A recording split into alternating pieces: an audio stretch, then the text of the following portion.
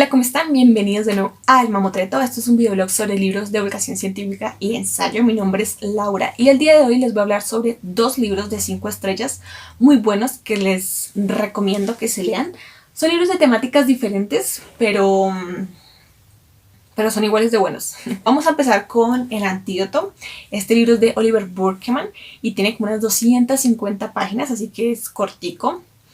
Es un libro que trata sobre la obsesión del ser humano en buscar la felicidad, el éxito. Aquí nos aclaran, y pues uno tal vez al principio puede pensar, esto es un libro de superación personal, ¿o qué es esto? La verdad es que no, les da muy duro a todo eso, como toda esa cultura ahorita de la felicidad, esa obsesión por el éxito, de esas frases que te dicen, si tú lo quieres, entonces ya lo tienes, si no lo conseguiste es porque no lo deseaste suficiente. Entonces es como ese palo que le da a todos estos coach motivacionales. De hecho, una de las primeras frases que aparece en el libro es esta: si la obsesión por la felicidad es la enfermedad, este enfoque es el antídoto. Y es que los personajes principales de este libro son el fracaso, son las emociones negativas, son la realidad. Y no es que sea un libro que se enfoque en la parte negativa, le da como un vuelco a todos estos términos que ahorita pues están como muy manipulados por toda esta cultura de la motivación. Y bueno, es un libro que está compuesto por mucha investigación. Tenemos a algunos psicólogos, tenemos neurocientíficos, estudios experimentales, teorías, corrientes filosóficas. También tenemos una parte corporativa, una parte de empresarial. La verdad es que como que este es un periodista, Oliver Burkeman es un periodista especialista en psicología social. Trata de buscar información verídica de todas partes. También trata de desmitificar muchas cosas y también pues sacar a la luz ciertas mentirillas que están en todos estos seminarios donde sales súper animado, digamos, que son de superación personal, y entonces él dice, claro, las personas salen súper animadas, yo puedo con todo, yo no sé qué, pero todo ese efecto pasa en 2 días, entonces si sirvió, no sirvió invertir en este tipo de cosas, etcétera. El libro empieza con algunas corrientes filosóficas como el estoicismo, el budismo, bueno, entre otras, no les quiero contar todo el libro, y empieza a mirar cada una, los puntos positivos de cada uno. Entonces, por ejemplo, aquí los estoicos tenemos, por ejemplo, si ya nos pasó algo malo, que creemos que es malo, ¿no? No es estar ahí como que, no, ¿por qué me pasó esto? Esto no me podía pasar, no sé qué, no. Entonces decir, bueno, esto ya me pasó, ¿qué puedo hacer? ¿Cómo puedo salir de acá? Sí, o sea, como que movernos, no, como que no darle tanta importancia a las cosas malas que nos pasan, sino aceptarlo y ver qué se puede hacer, ¿no? Tenemos la parte del budismo, donde dicen hay que aceptar lo bueno y lo malo, ¿sí? Aprender a lidiar con ambas emociones. Tenemos algunos psicólogos reconocidos, eso sí se los dejo para que lean, con algunos estudios, algunos experimentos que han hecho.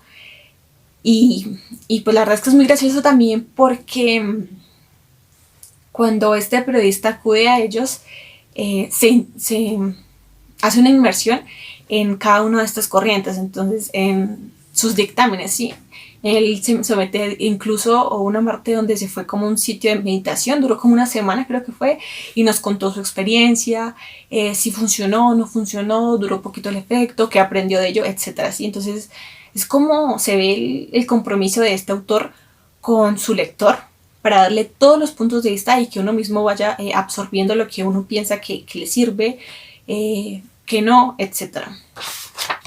Además de toda esta parte, como decía, investigación con psicólogos, con filósofos, etcétera, también va la parte, aquí me estoy guiando de mi libretica, la parte corporativa y la parte que yo diría que cuando uno siente que un libro en serio le sirve es porque uno puede tomar ciertas cosas y ponerlas en práctica, ¿no? Entonces aquí fue algunas cosas que, por ejemplo, yo podría empezar a poner en práctica, que es la parte donde nos dicen que no hay que sentirse siempre motivado para empezar a hacer las cosas y no hay que siempre estar en un estado de excitación para iniciar un proyecto. Bueno, incluso hacer algo más pequeño como una tarea, algún trabajo, no, porque si no, nadie empezaría nunca, o sea, nadie como que nunca se va a sentir 100% motivado en hacer algo. Entonces como que hay que aprender a hacer las cosas tanto con las emociones negativas como con las positivas. También tenemos la parte de metas. Hay una parte del libro que se enfoca en la parte del éxito, ¿no? Entonces, como seres humanos nos encanta pues fanfarronear un poco con el éxito, con algunas metas. Nos pone algunos ejemplos, por ejemplo el Everest, esto sí los puedo contar, que cuando van subiendo al Everest hay en cierta parte donde tienen que llegar en cierto tiempo. Si usted no alcanza a llegar en ese lapso de tiempo, es mejor que se devuelva porque puede que muera en el intento de llegar a la cima, y así ha muerto muchísima gente. Entonces aquí se habla mucho de la obsesión de los seres humanos con las metas, que incluso sabemos que nos puede costar la vida, la salud, pero ahí estamos. También aquí tenemos alguna parte, como les decía, que desmienten algunos estudios o historias que algunos coaches motivacionales usan para convencer a la gente de ciertas cosas que son totalmente falsas. Nos habla sobre la incertidumbre, nos habla sobre el fracaso, reivindica todo esto de que el fracaso no es algo, no es una persona, sino es algo que le sucede a las personas. Las personas que más fracasan son las que más éxito tienen. Y nos da varios ejemplos, entrevista a algunas personas, etc. A ver, ¿qué más tenemos por acá? La parte de las empresas es muy interesante y también no les voy a contar mucho esto porque es una de las partes más interesantes. Incluso es como cómico algunas cosas que les han pasado a algunas empresas que ya desaparecieron, otras que sí lograron sobrevivir, etc. Entonces son como todas esas enseñanzas que nos pueden quedar a nosotros. Y ya, al final, bueno, después de todo esto, la parte final habla sobre la muerte y cómo las personas reaccionamos ante ella, ¿no? Y como les digo, este autor se toma en serio su trabajo y va a algunas culturas donde la muerte tiene diferentes significados. Las personas no solo tal vez como que le huyen, sino lo celebran, como en México, y nos cuenta sus experiencias, etc. Entonces es un libro muy completo para mí. Me pareció bueno porque me dejó cosas que me servían. No solo es como que, tienes razón y ya, no, eran cosas que yo podía tomar. Y ya se nota el esfuerzo del autor por traerle al lector información útil, veraz y muy entretenido también. Entonces se los recomiendo totalmente. Ahora vamos a abordar el segundo libro, el cual se llama Las Edades de Gaia, de James Lovelock. Y bueno, este libro es para los amantes de la ciencia, de cualquier ciencia, y es que lo que me gusta de él es que aborda la temática desde muchos enfoques, e incluso los primeros capítulos son para animarnos a ser científicos y a ser científicos completos. Él critica mucho lo que, digamos, ahora se hace, que incluso muchas personas expertas en algo presumen de no saber o de ignorar ciertas ciencias, que porque son menores, que no sé qué. No, él dice todo, o sea, nosotros como científicos tenemos que ver la importancia de cada una de las áreas, que si te dedicas a alguna parte social, etcétera, que no dejes de lado tal vez la parte de los números, de la física, la química, o si eres de esta parte básica, lee, cultívate,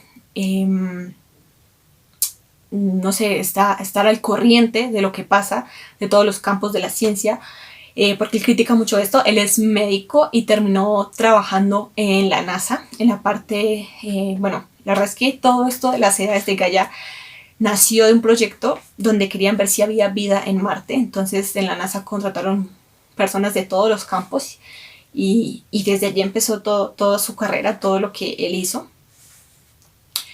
Creo que este señor me recuerda a esos científicos locos que saben de todo un poquito, que son inventores. Él es un gran inventor, de hecho vivió de sus patentes por mucho tiempo. Pudo hacer su investigación sobre Gaia gracias a sus patentes, porque pues ninguna organización financiaba este tipo de estudios. No existe la medicina planetaria, que es lo que pues él hizo. y anima mucho, la verdad. También les puedo decir que en este libro es cómico, en cierta parte, tiene un sentido del humor muy bueno, James Lovelock. Y ya, bueno, les voy a contar sobre el libro. Los primeros capítulos hablan sobre su trabajo, cómo llegó a esto, cómo más o menos fue su vida, etc. Muy inspirador, muy gracioso, lo que también, como les digo, tiene un sentido del humor muy bueno. Nos habla mucho sobre biofisiología, hace como una comparativa entre el ser humano y la Tierra. Por ejemplo, nos dice el calentamiento global de la Tierra es como la fiebre al ser humano, la lluvia ácida como un problema de digestión, la disminución de la capa de ozono como una afección dermatológica, el aumento de la radiación ultravioleta como un accidente o quemadura, etc. Al principio también nos hace como una introducción a todo esto pues de la Tierra, la relación de los animales, los seres humanos, las plantas, nuestro medio ambiente. También trata mucho la parte, bueno, que ahorita está como de moda todo esto del calentamiento global, ¿no? Nos dice que no deberíamos preocuparnos porque, o sea, sí debemos preocuparnos, pero no lo estamos tomando de una manera correcta. Y es que la Tierra no es que vaya a desaparecer, no es que se vaya a destruir, porque la Tierra ha sobrevivido a muchas cosas, ¿sí?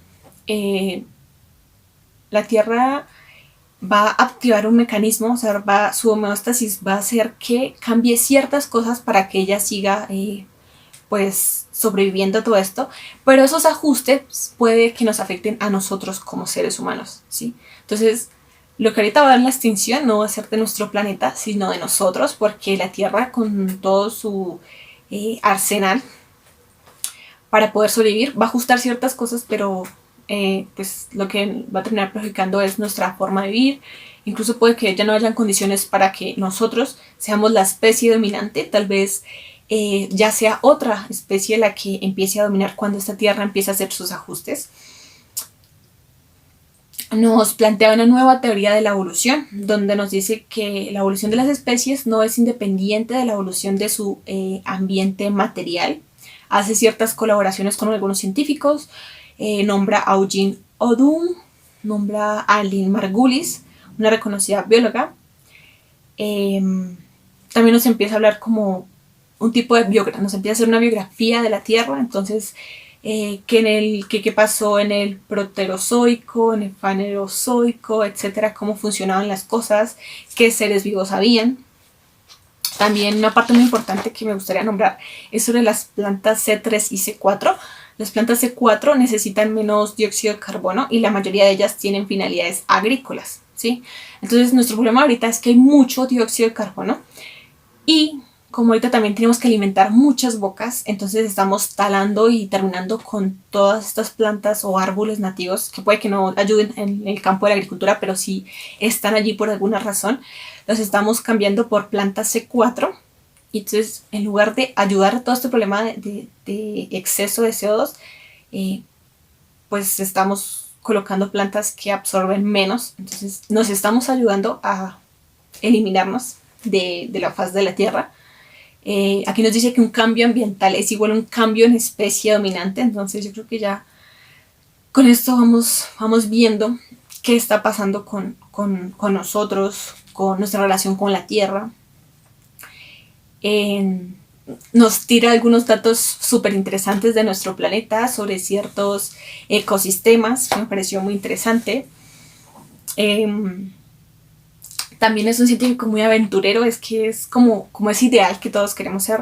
Tal vez si nos gusta mucho la ciencia, que es inventor, explorador, también en su laboratorio, afuera, le encanta divulgar lo que hace, etc. Entonces la verdad es que me llamó mucho la atención su vida y todo lo que logró, cómo pudo pues traernos este nuevo paradigma de la evolución de las especies, etc. Entonces es un libro que también recomiendo pues a cualquiera que le llame la atención, si no sean geofisiólogos. Puede ser de cualquier área, pero que le guste la ciencia. Creo que esto les animará mucho y también les abrirá mucho los ojos sobre la situación que estamos viviendo ahorita con el calentamiento global, etc. Y ya, eso es todo. Muchas gracias por ver el video. Nos vemos en una próxima ocasión.